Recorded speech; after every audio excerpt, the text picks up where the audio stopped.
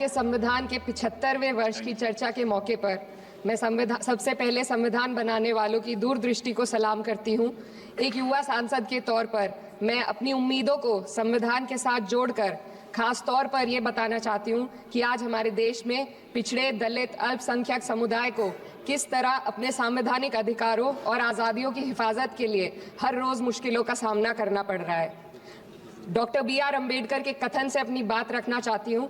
उन्होंने कहा था, मुझे अपने भारतवर्ष पर फक्र है कि जिसके पास ऐसा संविधान है जो लोकतंत्र, समाजवाद और सेक्युलरिज्म को संजोता है। लेकिन आज ऐसा लगता है जैसे संविधान की किताब तो है पर इसे चलाने वालों का ईमान गुम हो गया है।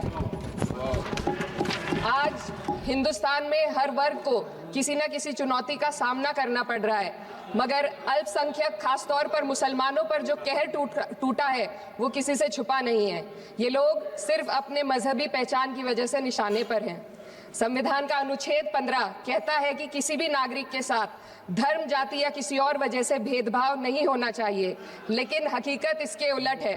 हालात इस कदर बिगड़ चुके हैं कि hate speech, mob lynching, bulldozer द्वारा घरों को गिराने की घटनाएं आम हो गई हैं। खास तौर पर उत्तर प्रदेश में, जहां ऐसा लगता है जैसे कानून के नाम पर जंगल राज चल रहा हो। संभल में जो हुआ वो सबके सामने है।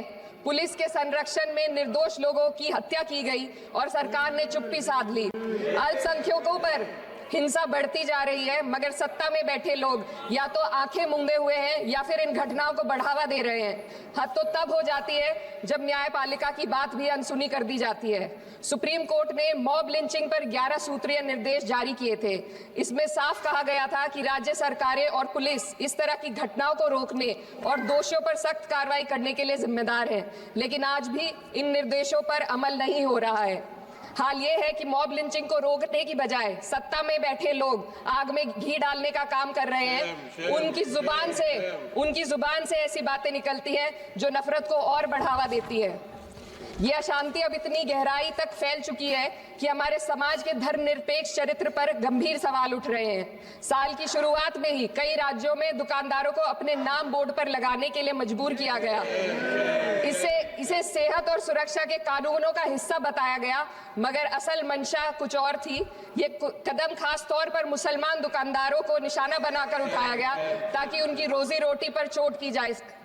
पिछले हफ्ते मुरादाबाद में एक मुस्लिम डॉक्टर को हिंदू बहुल्य मोहल्ले में घर खरीदने पर विरोध झेलना पड़ा। वजह बताई गई कि इससे मोहल्ले की सामाजिक शांति बिगड़ जाएगी। अब आप ही बताइए, क्या ये वजह सही है, जायज है?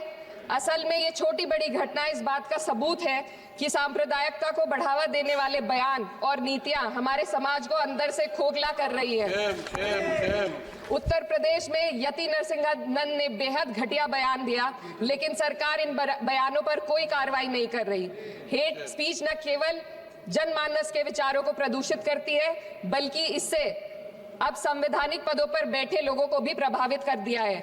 अभी हाल ही में माननीय उच्च न्यायालय इलाहाबाद के माननीय न्यायाधीश ने ऐसे बयान दिए जिसका संज्ञान खुद सुप्रीम कोर्ट को लेना पड़ा। संविधान के अनुच्छेद 29 और 30 ने अल्पसंख्यकों को उनके मजहबी और सांस्कृतिक हक दिए हैं ताकि वो अपनी पहचान को बचा सके और अपने संस्थान चला सके, लेकिन आज उन्हीं हकों पर हर तरफ से चोट की जा रही है। वक्फ जैसे बिल लाकर उनके धार्मिक अधिकारों को छीनने की कोशिश की जा रही है। आज अल्पसंख्यक समुदाय को संविधान द्वारा दिए गए अपने बुनियादी अधिकार पाने के लिए लंबी लड़ाई लड़नी पड़ रही है। ऐसे कई मामले अदालत ने न्याय देकर संविधान की रक्षा की है, लेकिन अदालती प्रक्रिया में जो समय लगता है उसकी वजह से देश के सामाजिक ताने बाने को भारी नुकसान उठाना पड़ता है। मिसाल के तौर पर इलाहाबाद हाई कोर्ट ने 2004 के मदरसा एक्ट को रद्द कर दिया था, जिससे मदरसों के संचालन पर सवाल उठे। हालांकि सुप्रीम कोर्ट ने बाद में इस फैसले को पलट दिया और एक्ट को वैध करार दिया, लेकिन इस प्रक्रिया में जो समय लगा उसने अल्पसंख्यकों को बेचैनी और संघर्ष के दौर में डाला है। इसी कड़ी में प्लेसेस ऑफ वर्शिप एक्ट 91 भी आता है और कई अन्य अधिकार, उन्हें भी इसी तरह अदालती लड़ाइयों में उलझाया जा रहा है। ये स्थिति न केवल अल्पसंख्यकों के अधिकारों की राह में रुकावट है, बल्कि justice delayed is justice denied जैसी कहावत को सिद्ध करती है। मैं इस सदन से दुनिया भर के अल्पसंख्यकों की आवाज उठाना चाहती हूँ, खास तौर पर हमारे पड़ोसी देश बांग्लादेश पे। खास तौर पर हमारे पड़ोसी देश बांग्लादेश में अल्पसंख्यकों के साथ जो हो रहा है वे दिल को गहरे तक चोट पहुंचाने वाला है। उनकी जान माल की हत्या की जा रही है। बांग्लादेश हो या हिंदुस्तान हो या कोई और देश, अल्पसंख्यकों की सुरक्षा, इज्जत और अधिकारों की हिफाजत हर सरकार की सबसे पहली जिम्मेदारी होनी चाहिए।